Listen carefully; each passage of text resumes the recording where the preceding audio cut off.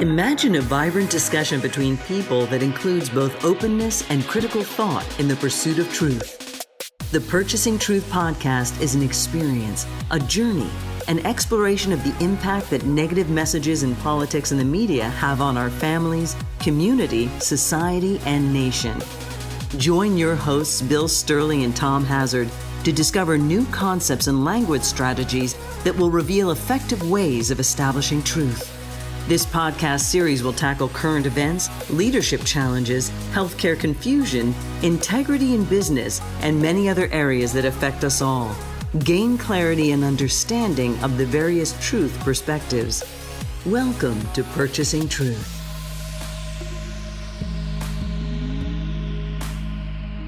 Hey everyone, welcome back to Purchasing Truth. I'm Tom Hazard, along with your host Bill Stierle. And for all you regular listeners, just want to acknowledge that in our last episode, we did set up that we would be talking about truth and healing in our next episode. And we decided that recent current events have really demanded that we talk about something else today. But we are going to get back to truth and healing in an upcoming episode. So Yes. Stay tuned for that. We will get there.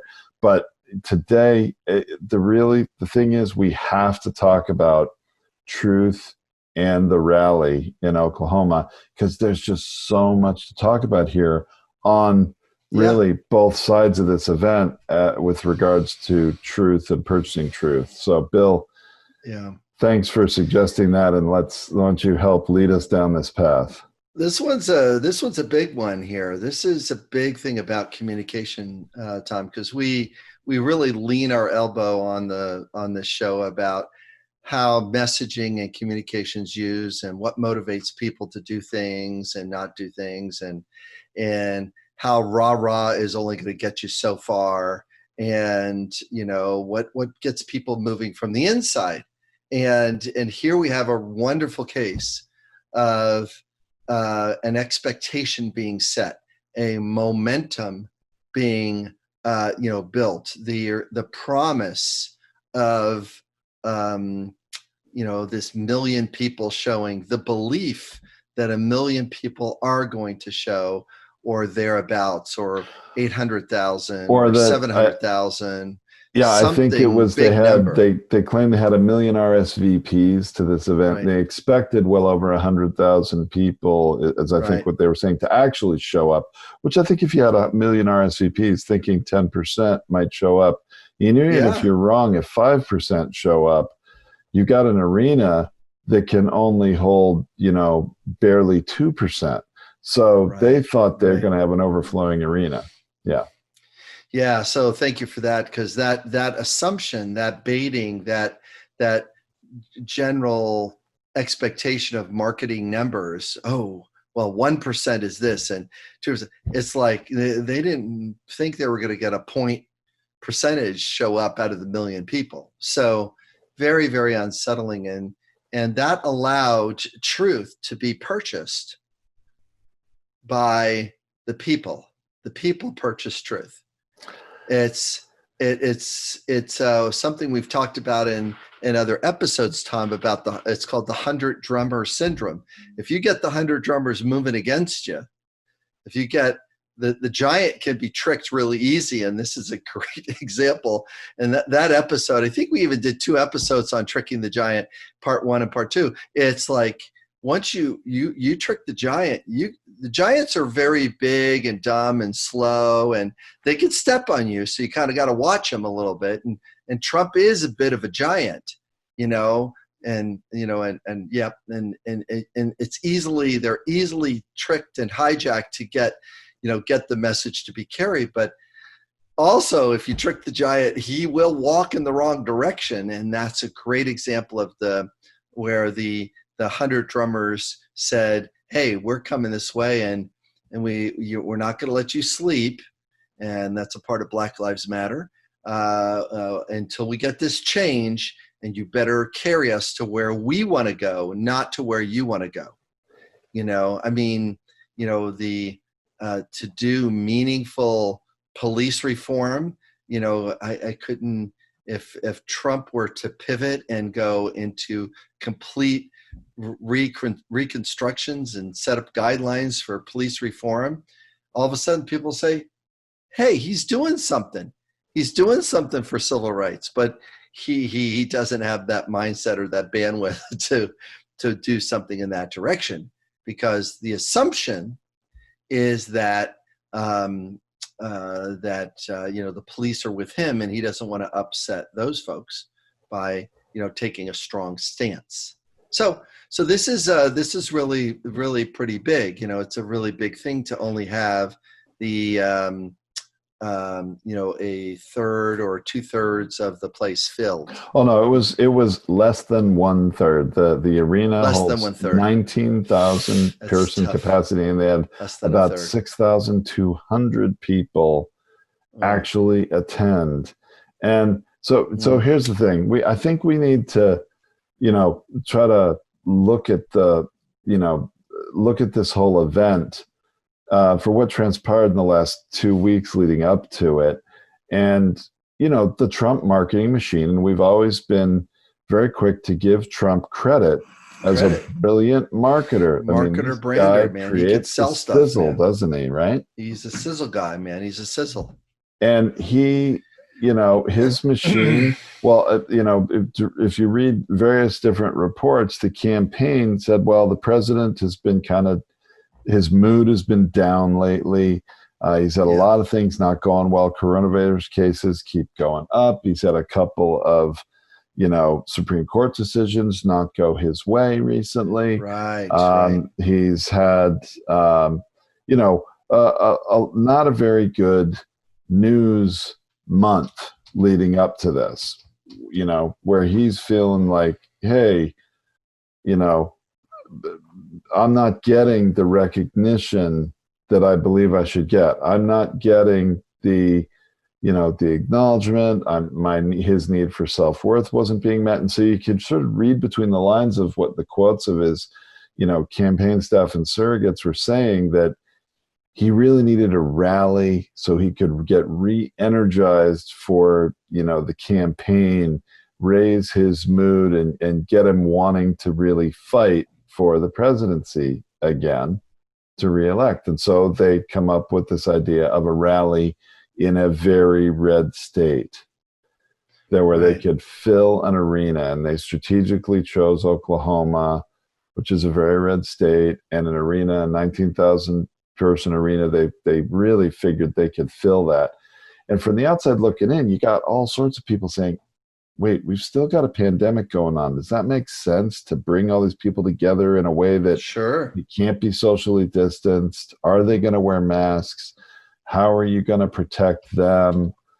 And, and this was also coming off of, remember, I think there was news a week or two ago about how the Republican National Convention was supposed to be in Charlotte, but the Charlotte folks moved it. Yeah. We're saying, no. Hey, what is the campaign going to do to protect the people and have them social distance? And the Trump campaign said, hey, if you're not going to let us pack that arena, we may take the convention elsewhere, which is what they're doing now, right? I forget where they're moving it to, but so there was a lot of news that wasn't going their way. So they're going to have this rally, and boy, didn't the Trump marketing machine, Bill, really make it feel like there was momentum going into this rally, that it was gonna be packed?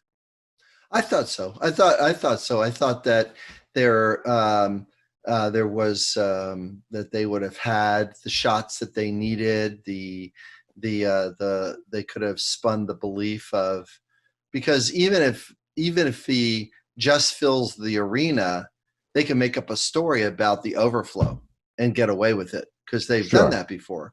They've said, oh, there was all these people there, and the media's going like, here's a picture of that. There's nobody standing outside. There are these people inside, but there's no people standing outside. But now they not only didn't have the people standing outside, but there wasn't the people inside. So it was very, very difficult for trust. See, truth and trust are a little bit finicky. You've got to, you've got to get them to work with each other and create the illusion that your product or service has value. Because if there isn't truth or trust there, the whole ability to reboot a marketing campaign, it's because the numbers aren't there, it's really, really hard. So the product's got to die. Just ask any soda company, Pepsi, the new Coke, Pepsi Crystal or Coke Crystal or whatever, all the different ways to market sugar water. They've tried all those different things. And as soon as those things didn't take off, they just dropped the brand. They just dropped the product and go back to, well, we have Pepsi, and then it just clicks back to, how can we create another, marketing effort around Pepsi and have people doing Pepsi. And then Mountain Dew, you can only go so far with crazy Mountain Dew folks until it's going like, wait, half of it's sugar? It's like, so anyway, so the challenge that we have as marketers and salespeople is that truth, as soon as, truth gets a crink in it, trust gets a crink in it too. So I don't trust.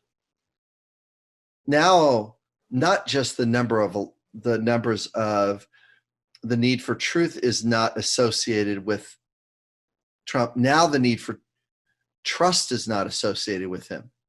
See, now all of a sudden he's starting to lose trust. Well, because the next time he says the crowds here at this event are going to be unbelievable. We're going to have the biggest crowd ever. Now people are going to say, oh, just like Oklahoma.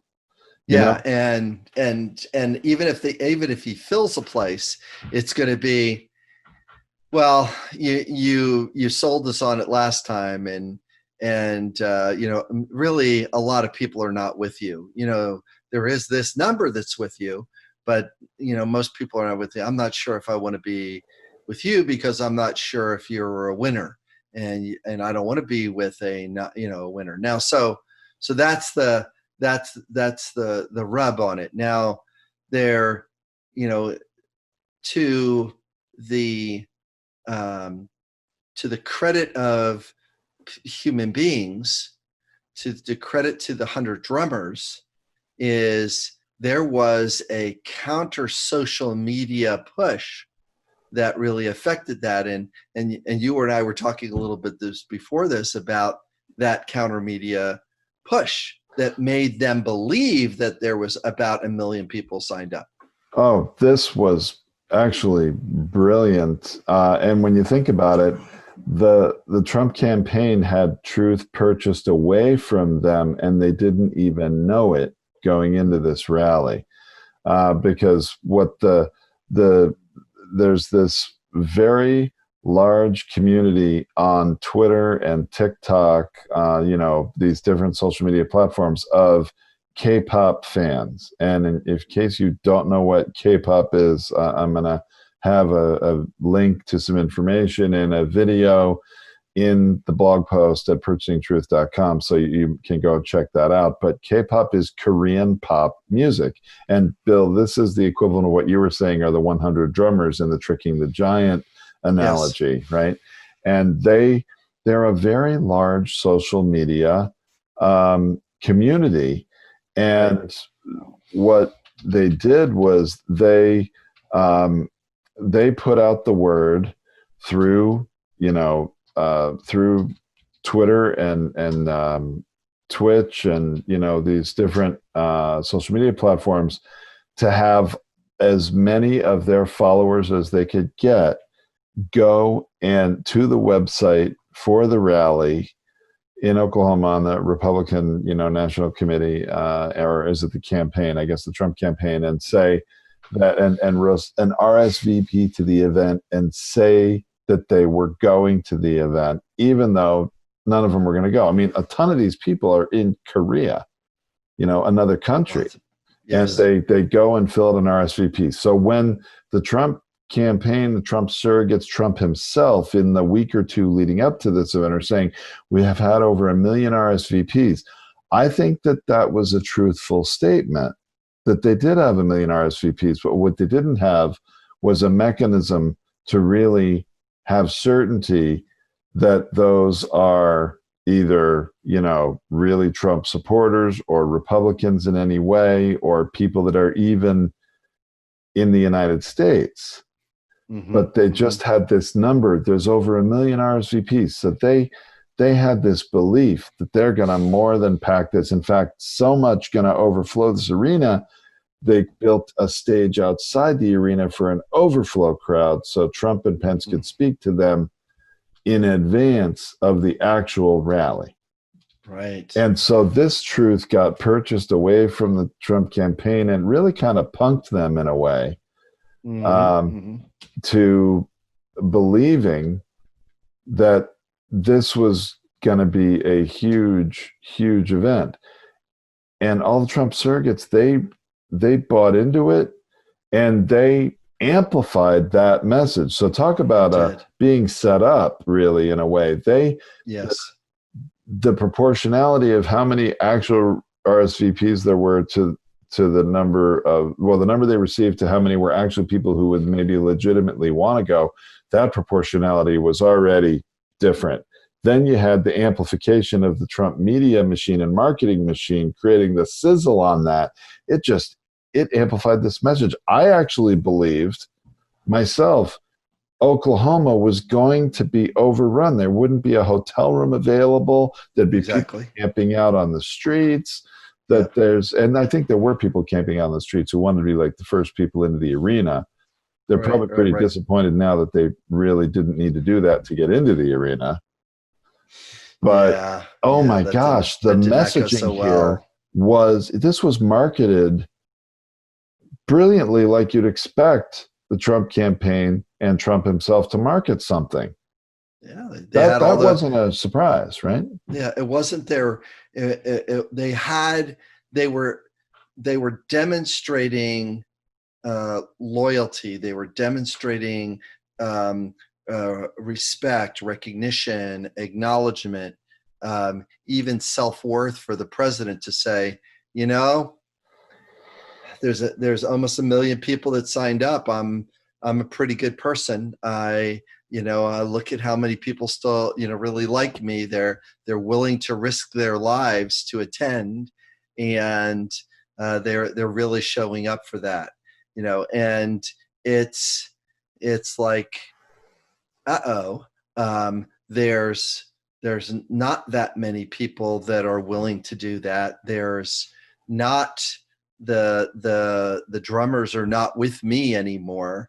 I used to have them, but they've went someplace else. They're not trusting me as much. They're not believing my promotion of my version of the truth, which is it's all going to go away and you're going to be safe and I'm not wearing a mask, and that kind of stuff. So it's really hard. So let's talk about that truth for a minute, Bill, where you were just going, because there's a couple things that really, I think, threatened to knock this event off of its course running up to it.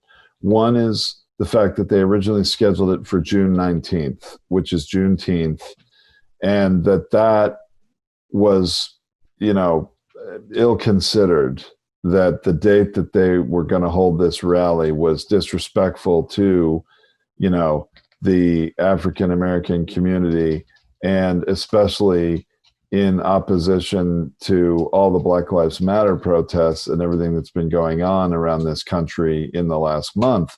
So they were forced to move the date from June 19th to June 20th. And they sort of spun that as, hey, okay, we have respect for Black Lives Matter, for Juneteenth, for this important day, and we're going to do it on a different day.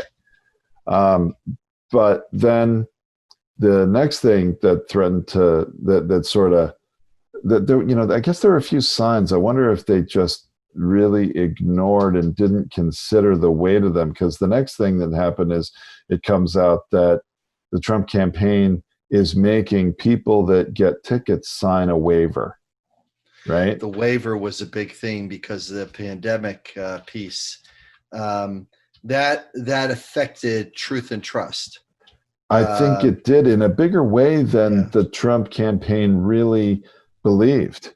Yeah, that one was really because notice how the need for safety or care or consideration, it's sort of like, hey, listen, soldier, I'm going to, send you one, but I'm not really going to give you backup, or I'm not going to, do what I promised you. I mean, the challenge, is that as soon as you are selling something bigger than what it is, there's more sizzle than there is steak, and that is, there is a loss inside the psychology of the voter, just as there is a loss in the psychology of a veteran that said, wait a minute, I signed up for the war, I signed up for these veteran benefits, and all of a sudden you're giving me this crappy service and this crappy support. You see what I mean? It's like, it's like there is a letdown of, I bought the Sizzle, and there's no steak here. There's like no steak at all, and I was extending trust, and now truth is a casualty, or I'm believing your truth, and now trust is a casualty. See, there's a strong relationship with that. In messaging, Tom, the big piece of messaging here is that, and this comes out of the tobacco industry. What's your product? Well, the product is doubt, is what an executive, that's that product that they were selling for years and years and years. Doubt that their product was going to kill you or harm you. That's what they sold. Literally there's a quote somewhere, I'm sure we can find it. The tobacco industry's sizzle was, well, some doctors say this, but some doctors say that. We have some doctors that say it this way. And they were selling doubt that health was the problem. Now, the need for trust and truth isn't really met there. There's a lot of problems there because, well, do you really want to have that experience, with that product? And I mean, the same thing's happening with vapes. There's not trust there that health is going to be there at that product. Yeah, you're getting the jolt, but yeesh, it's like smoking, 40 cigarettes or something like that. It's not good. Anyway, so the waiver was a ding. The mask was, we're not wearing mask, was also a ding. Oh, we'll provide them to everybody walking in, but we're not going to require them to wear them. Yeah. I mean, very interesting. And isn't it interesting, the whole tobacco industry analogy is one thing, they're sowing seeds of doubt that it's not really that bad for you on the one hand. Sounds eerily similar to the messaging around, in terms of freedom, you can do what you want with your own body, smoke, vape, whatever. And there's doubt that, well, it's really not that bad. Same thing around wearing a mask. There's this different interesting seeds of doubt being sown around your personal freedom and such if you're required to wear a mask versus just, recommended to wear a mask. Isn't that an interesting parallel, Bill? Yeah, I mean, freedom is a powerful need, and choice and independence. See, those three words are sold often to the voter. You're going to lose your freedom. You're going to lose your choice. You're going to lose your independence. The ability to have independence, to walk down the path of independence, is an anti-government message. But really, what they're not getting, and what actually the Democrats don't get, is government is designed for stability. It's not designed to take away your freedom. That's not what it's really there for. Somebody that's a king or an autocrat, they'll take away your freedom in a heartbeat because they've got enough money to do it. They're going to go like, yeah, you're not going to get your freedom, and I'm going to squash you from the top by marginalizing your work and keep, extracting more from the economy in order to, accumulate this war chest. It's like it's the weirdest thing to say, Tom. It's like we're living in a kind of a mashup of like 5 different worst case scenarios, and it's really weird to talk about it this way. The mashup is, part of us are living in the book 1984 with Big Brother. Part of us are living in the world of Brave New World, where truth gets saturated and all these messages, so you can't find the truth. Part of us is living in the movie Vendetta, when there's a pandemic and, let us do that and you people don't do it. And then all of a sudden there's this rogue element that's saying, wait a minute, we're going to tear this down. Part of us is living in the movie The Matrix, that we're all plugged into social media and we're getting all these messages, and so many people are getting forced to sleep in a pod. And then the last one that somebody gave me yesterday goes, listen, isn't it just Lord of the Flies? Isn't just like, who is the adolescent that is making the most noise, and which adolescent is running the ship at any one time, and at the expense of other of these things? It's like, oh, no. It's like the worst mashup of those different things. And I'm hoping we're getting our listeners to laugh a little bit here, but there's a way out of this thing. There's a way to get truth to work for us again. But regrettably, most of the people, they're out in the environment. They're doing their best to be adults, but they're struggling against, the molecules of emotion that get swayed by this kind of sizzle tactic that takes place. What's very interesting about the events of, the last several days, and, we're recording is just after the weekend where the rally took place.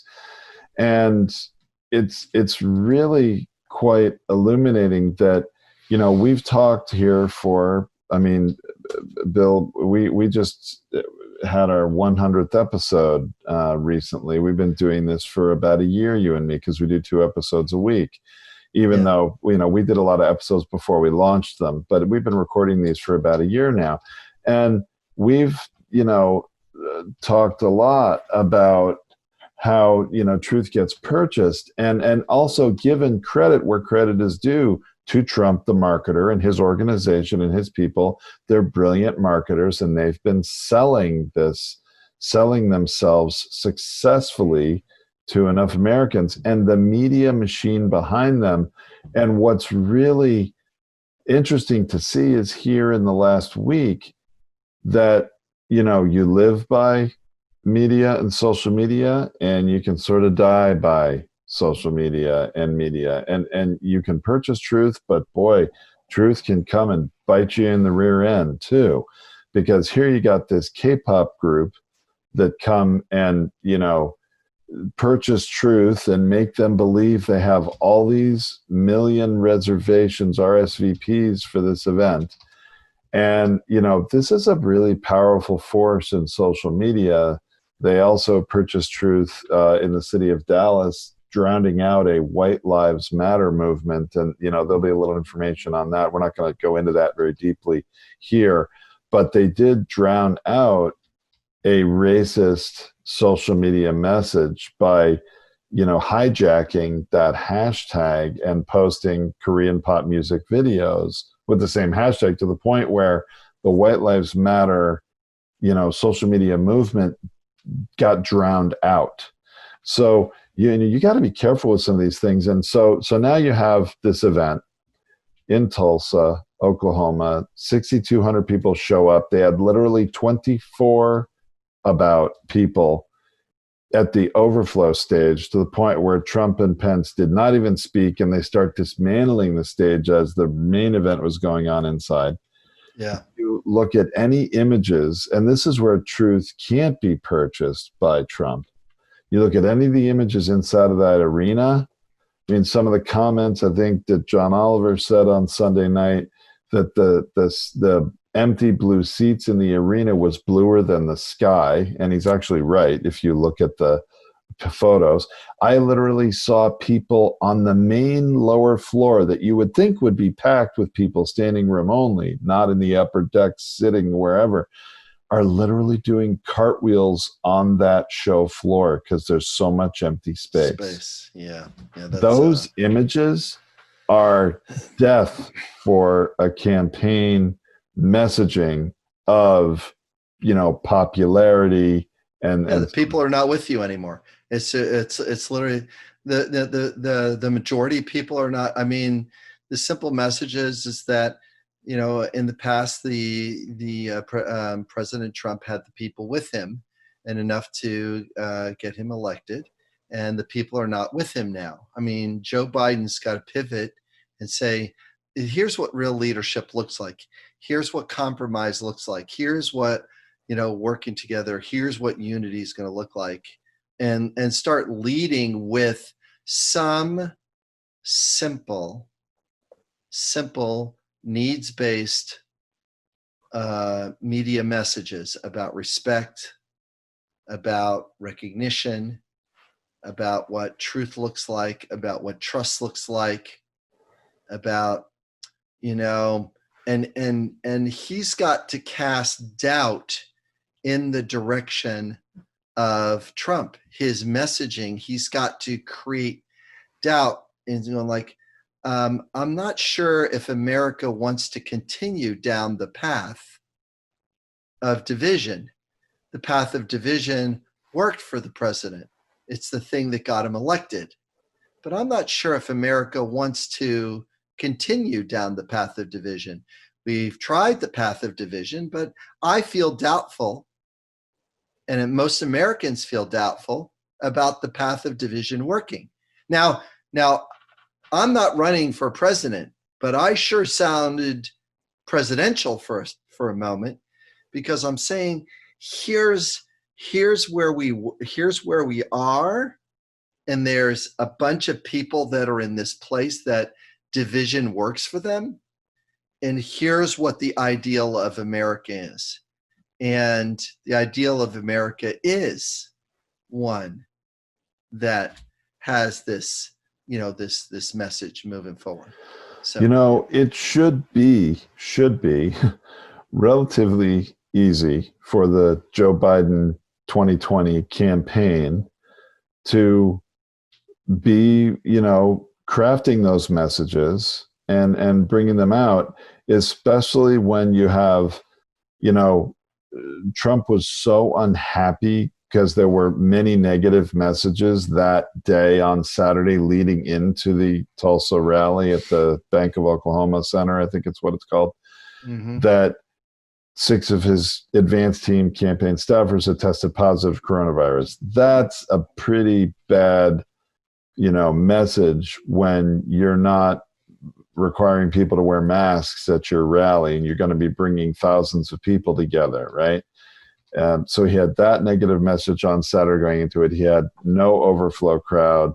He had some bad news from the Justice Department stealing his thunder about, somebody, a prosecution, prosecuting attorney in New York getting replaced or forced out by Bill Barr.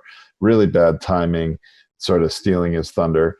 And Trump in this rally was in many ways unhinged because he was in a bad mood. He was not his normal self. Do you know he spent more than 10 minutes talking about he completely it appeared that he lost control. He spent 10 minutes talking about I can't believe it just what? The ramp. No, was it the ramp? Yes. The ramp. Talking about the ramp and also talking about testing. Yeah, he was 10 minutes talking about the ramp, but he also spent all his time talking about testing and actually admitted from stage. The campaign had to try to repurchase truth and spin it afterwards to say that because he said that, of course, if you test more people, you're going to find more cases. So I've told my people, please stop testing. I mean, he said this sincerely, and afterwards he tried to spin it like he was joking, which of course he was not. But I mean, the more upset he is and his own needs are not being met, the more self-destructive he gets on stage. It should be easy for Joe Biden to, as you say, here's what leadership looks like. Here's what fairness looks like. Sure. Here's what safety and protection look like. Here's what prosperity looks like going forward. Said like you say, right. Set the vision, right? Set the vision. He's got to set the vision to get his message, to get voters out of their seat. I was in a conversation, with somebody, and they said, I don't really like either candidates. I got two, all white guys that I got to choose between. And the answer is that, yes, that's what you have. And Joe Biden has got to say, I can set a vision. I can communicate, hope. I can get people out of the seats, instead of, Trump can get fear to take place inside of more people that are at home that didn't vote for Trump last time. He could get them out of the seats by, turning the furnace up a little bit more. And that's the challenge, can the motive, the internal motive to get somebody that didn't vote last time out of their house to this place overcome all the obstacles that Democratic voters have to, with the systems that are the gerrymandering and the voter suppression and the removal of polling places and standing in line, and now the attempt, although the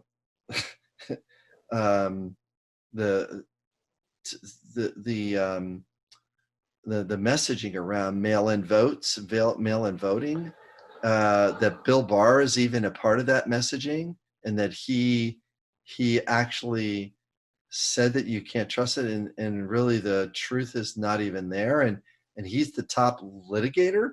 It's like he's the top prosecutor. It's like, dude, this is not ending well. But it's a winner take all mindset. I mean, the winner take all mindset says, I don't need to talk about truth. I just need to talk about winning. I just need to talk about the messages that'll get me to win. And I mean, even Newt Gingrich does this all the time. He goes, with being interviewed, he'll say, I'll go with the voter. The voter believes that. It's not true. I'm just interested in their vote. I'm not interested. The truth is overrated here. I need their vote, and I'm going to do anything I can for their vote, because that's what the game is what the vote is. And that's the unsettling part of it is that the truth is not as important. It's the person's belief or bias that's more important. And that's, again, what Biden needs to really consider is that don't spend time trying to correct Trump. Don't spend any time correcting him.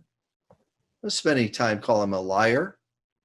Spend time setting the vision and moving the nation forward. Show where you're steering the ship away from the sirens over there that are going to cause the ship to crash.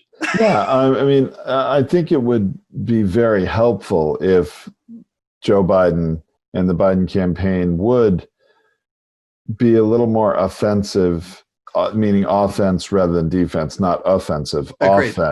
In their actions and messaging, and not just play defense seemingly, trying to run out the clock without making any unforced errors, which is, it seems to be maybe where they're sort of sitting right now, which is a pretty easy and maybe comfortable place to be, given, how Trump has been behaving and how the campaign has been doing lately. But they're not gonna continue to make mistake after mistake like this going forward. They're gonna right their ship a bit. Well, I wish they would take away from this podcast the cast doubt, promote skepticism around the Trump brand. Promote those two things. Here's what doubt looks like. Here's what skepticism looks like. Gosh, it doesn't seem like he's getting the followership. I guess there's not a sizzle to the steak. I mean, simple things like that. And there's not a sizzle to the steak. And in fact, with Trump, there's not even a steak.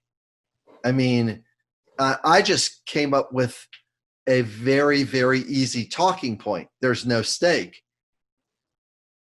Well, and then the media will take the media giant is interested in carrying Biden's message because they're exhausted. They just want to do the job the way the media wants to go back to sleep in the area of politics. They don't want this level of bombardment. It's too much for them. Oh, they can't even eat lunch. They can't even go to sleep. I imagine it'd be refreshing for the media to have that to talk about and report on, rather than now in the aftermath of the Oklahoma rally, the Trump campaign trying to repurchase truth, saying somehow it was, Democratic protesters that were keeping people from getting into the arena, and that's why the crowd was so small. Which unbelievable. is amazing how, we saw that sort of. So, I mean, truth was purchased before, during, and after this event, but the truth is finding a way of seeing the light of day here. There's only so much you can do to control that message. Yeah, and I think we've really got to get back onto the path of restoring truth and get healing and restoring the nation, and what is it going to take? It takes really, really good-willed people. There's plenty of Republicans that are interested in restoring truth. Absolutely, there's all the leaders, all the military folks. They're so interested in restoring truth, and they've got to restore their party, because after this crash and burn, if he does win, if Trump were to win again because of outside interference, because of the various different tactics that they took, the marathon, the garage sale will start coming out for the Republican Party. It's they won't be able to restore the name if he's in another 4 years, and all those folks, those adult children of that are Republicans, have got to do another 4 years of not responding to his craziness. It's like they can't do it. They are not able to do it. So, yeah, it'll do so much brand damage to the Republican brand. Yeah. I mean, that's why I think many of them now actually are in favor of, not supporting Trump, or at least not helping him as much as they can, hoping he gets out now, and then they can rebuild for 4 years from now. Yeah, they've got a lot of rebuilding to do. Their party has a different kind of split. See, they've been really great about splitting the Democratic Party between the progressives over here and the moderates over here, but now that split is showing a huge crack on their side, and that part's not so good. So we have a bit to go. I'm really hoping the Biden people will get on message of vision, get on, be able to set the course for what it's going to look like. Here's another example of this is a direction we don't want, America to go, and kind of move in that direction. I think that would be really, really valuable and alive for them to do. So there's a little bit more work to do for us, Tom. That's for sure. Oh my gosh, I know. There's 5 months or so till the election, maybe a little less. And we have a little work to do. A lot to come, and boy, it's going to be a wild ride. Seeing how truth gets purchased and maybe repurchased, and I enjoy having these conversations. Bill, thanks so much, and I look forward to our next episode.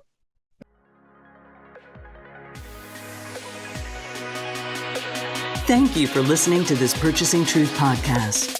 We trust that you have enjoyed this engaging and thought-provoking conversation. Our hope is that you've received value, found clarity, and broadened your truth perspective in this episode. If you did, leave us a review or visit our website, purchasingtruth.com. Join us again for another informative and content-rich discussion here at the Purchasing Truth podcast. Don't just accept whatever information comes your way. Join the discussion. Discover your own voice. Purchase your own truth.